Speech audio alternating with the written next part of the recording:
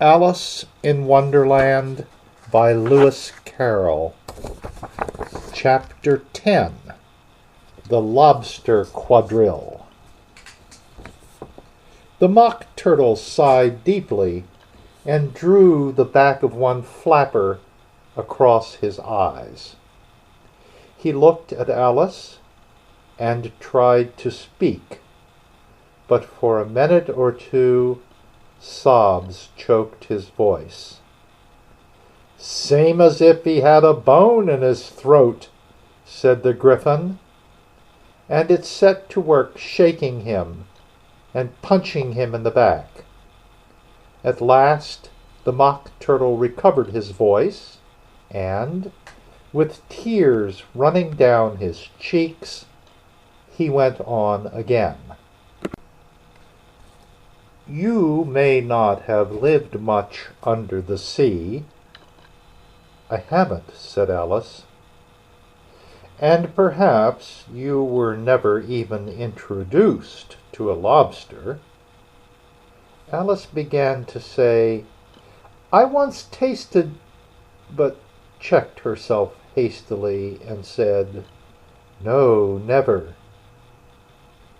"So you can have no idea what a delightful thing a lobster quadrille is." "No, indeed," said Alice. "What sort of a dance is it?" "Why," said the Gryphon, "you first form into a line along the seashore." "Two lines!" cried the Mock Turtle. "Seals, turtles, salmon, and so on. Then, when you've cleared all the jellyfish out of the way—" "That generally takes some time," interrupted the Gryphon. "You advance twice, each with a lobster as a partner," cried the Gryphon. "Of course," the Mock Turtle said. "Advance twice, set to partners. Change lobsters and retire in the same order," continued the Gryphon. "Then, you know," the Mock Turtle went on, "you throw the lobsters," shouted the Gryphon, with a bound into the air, "as far out to sea as you can." "Swim after them!" screamed the Gryphon. "Turn a somersault in the sea!" cried the Mock Turtle, capering wildly about.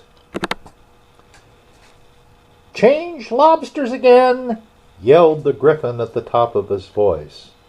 "Back to land again!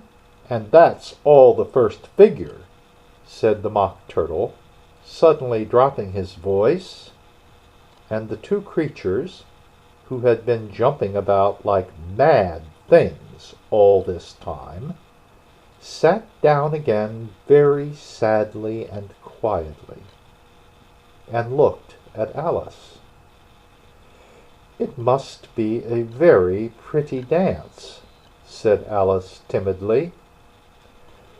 "Would you like to see a little of it?" said the Mock Turtle. "Very much indeed," said Alice. "Come, let's try the first figure," said the Mock Turtle to the Gryphon. "We can do without lobsters, you know. Which shall sing?" "Oh, you sing," said the Gryphon. "I've forgotten the words." So they began solemnly dancing around and round Alice, every now and then treading on her toes when they passed too close, and waving their forepaws to mark the time, while the Mock Turtle sang this very slowly and sadly.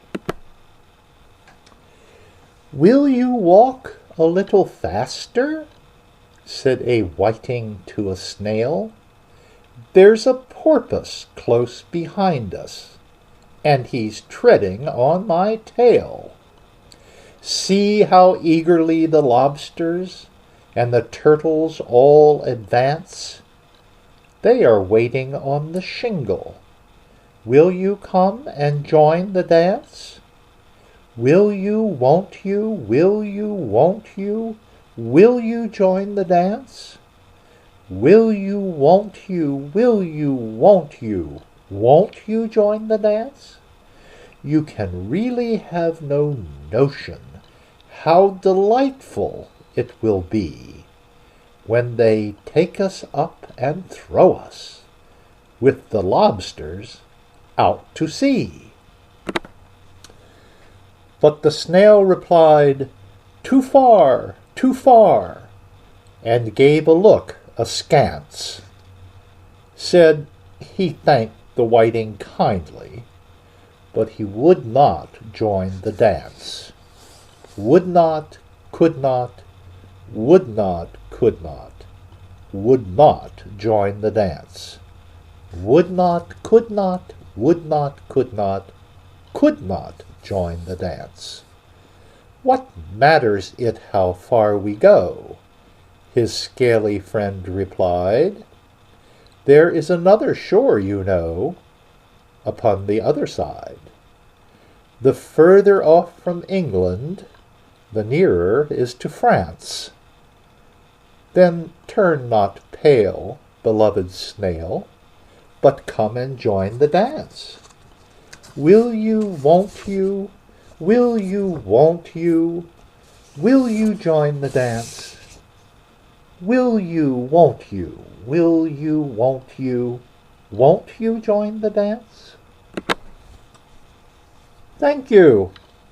It's a very interesting dance to watch, said Alice, feeling very glad that it was over at last. And I do so like that curious song about the whiting. Oh, as to the whiting, said the Mock Turtle, you've seen them, of course. Yes, said Alice, I've often seen them at She checked herself hastily. I don't know where Din may be, said the Mock Turtle, but if you've seen them so often, of course you know what they're like. I believe so, Alice replied thoughtfully. They have their tails in their mouths, and they're all over crumbs. You're wrong about the crumbs, said the Mock Turtle. Crumbs would all wash off in the sea. But they have their tails in their mouths, and the reason is... Here the Mock Turtle yawned and shut his eyes. Tell her about the reason and all that, he said to the Gryphon. The reason is, said the Gryphon, that they would go with the lobsters to the dance. So they got thrown out to sea. So they had to fall a long way. So they got their tails fast in their mouths. So they couldn't get them out again. That's all. Thank you, said Alice. It's very interesting. I never knew so much about a whiting before. I can tell you more than that, if you like, said the Gryphon. Do you know why it's called a whiting? I never thought about it, said Alice. Why? It does the boots and shoes, the Gryphon replied very solemnly. Alice was thoroughly puzzled. Does the boots and shoes? She repeated in a wondering tone. Why, what are your shoes done with? Said the Gryphon. I mean, what makes them so shiny?" Alice looked down at them and considered a little before she gave her answer. "They're done with blacking, I believe. Boots and shoes under the sea," the Gryphon went on in a deep voice, "are done with whiting. Now you know." "And what are they made of?" Alice asked in a tone of great curiosity. "Soles and eels, of course," the Gryphon replied rather impatiently. "Any shrimp could have told you that."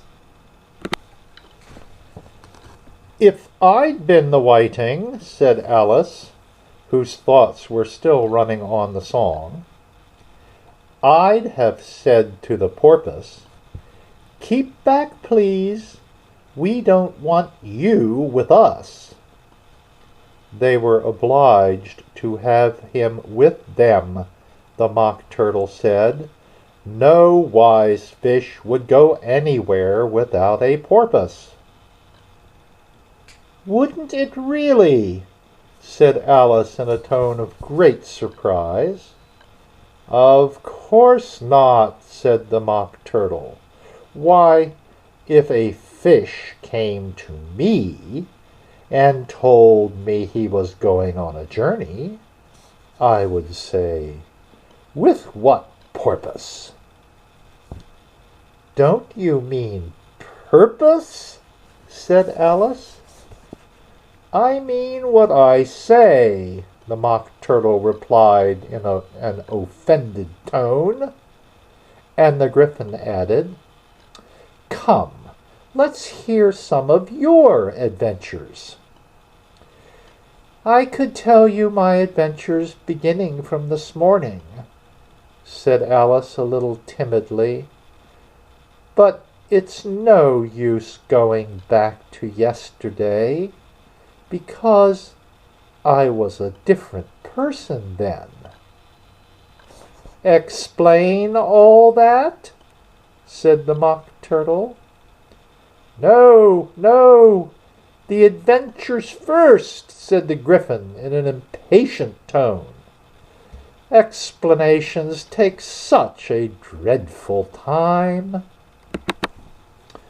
So Alice began telling them her adventures from the time when she first saw the White Rabbit. She was a little nervous about it just at first. The two creatures got so close to her, one on each side, and opened their eyes and mouths so very wide. But she gained courage as she went on. Her listeners were perfectly quiet till she got to the part about her repeating, "You are old, Father William," to the caterpillar, and the words all coming different. And then the Mock Turtle drew a long breath and said, "That's very curious." "It's all about as curious as it can be," said the Gryphon. "It all came different," the Mock Turtle repeated thoughtfully. "I should like to hear her try and repeat something now. Tell her to begin." He looked at the Gryphon as if he thought it had some kind of authority over Alice. "Stand up and repeat. 'Tis the voice of the sluggard," said the Gryphon. "How the creatures order one about, and make one repeat lessons," thought Alice. "I might as well be at school at once." However, she got up and began to repeat it.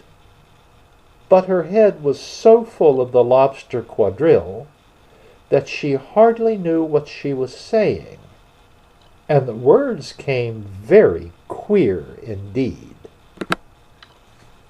"'Tis the voice of the lobster," I heard him declare. "You have baked me too brown. I must sugar my hair. As a duck with its eyelids, so he with his nose trims his belt and his buttons, and turns out his toes. When the sands are all dry, he is gay as a lark, and will talk in contemptuous tones of the shark. But when the tide rises and sharks are around, his voice has a timid and tremulous sound." "That's different from what I used to say when I was a child," said the Gryphon. "Well, I never heard it before," said the Mock Turtle, "but it sounds uncommon nonsense." Alice said nothing. She had sat down with her face in her hands, wondering if anything would ever happen in a natural way again. "I should like to have it explained," said the Mock Turtle. "She can't explain it," said the Gryphon hastily. "Go on with the next verse." "But about his toes," the Mock Turtle persisted. "How could he turn them out with his nose, you know?" "It's the first position in dancing," Alice said, but was dreadfully puzzled by the whole thing, and longed to change the subject. "Go on with the next verse," the Gryphon repeated impatiently. "It begins, 'I passed by his garden.'" Alice did not dare to disobey, though she felt sure it would all come wrong, and she went on in a trembling voice. "I passed by his garden and marked with one eye how the owl and the panther were sharing a pie. The panther took pie crust and gravy and meat, while the owl had the dish as its share of the treat. When the pie was all finished, the owl, as a boon, was kindly permitted to pocket the spoon, while the panther received knife and fork with a growl, and concluded the banquet." "What is the use of repeating all that stuff," the Mock Turtle interrupted, "if you don't explain it as you go on? It's by far the most confusing thing I ever heard." "Yes, I think you'd better leave off," said the Gryphon, and Alice was only too glad to do so. "Shall we try another figure of the lobster quadrille?" the Gryphon went on. "Or would you like the Mock Turtle to sing you a song?" "Oh, a song, please, if the Mock Turtle would be so kind," Alice replied, so eagerly that the Gryphon said in a rather offended tone, no accounting for tastes. Sing her turtle soup, will you, old fellow?" The Mock Turtle sighed deeply and began, in a voice sometimes choked with sobs, to sing this: "Beautiful soup, so rich and green, waiting in a hot tureen. Who for such dainties would not stoop? Soup of the evening, beautiful soup, soup of the evening. Beautiful soup. Beautiful soup. Beautiful soup. Soup of the evening. Beautiful, beautiful soup. Beautiful soup. Who cares for fish, game, or any other dish? Who would not give all else for 2 pennyworth only of beautiful soup?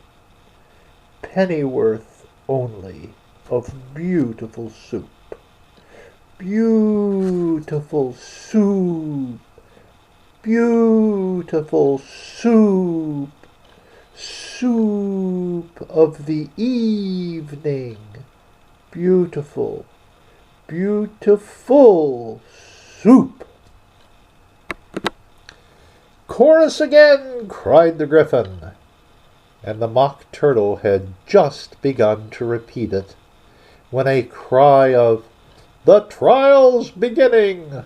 was heard in the distance. "Come on!" cried the Gryphon, and, taking Alice by the hand, it hurried off, without waiting for the end of the song. "What trial is it?" Alice panted as she ran. But the Gryphon only answered, "Come on!" and ran the faster, while more and more faintly came, carried on the breeze that followed them, the melancholy words, "Soup of the evening, beautiful, beautiful soup." End of Chapter 10.